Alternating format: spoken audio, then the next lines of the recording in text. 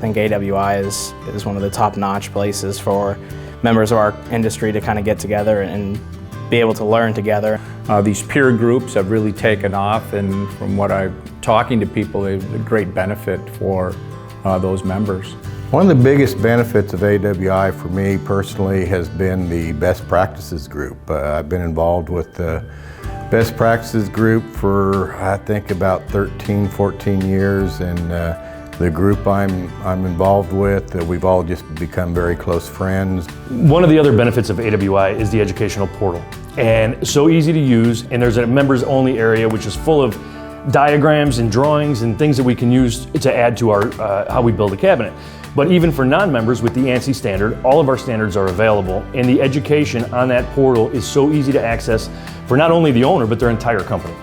I think I've been a member of the Speakers Bureau since it started in 2007, and I was actually doing presentations prior to that. So that is definitely the biggest bang for the buck for me.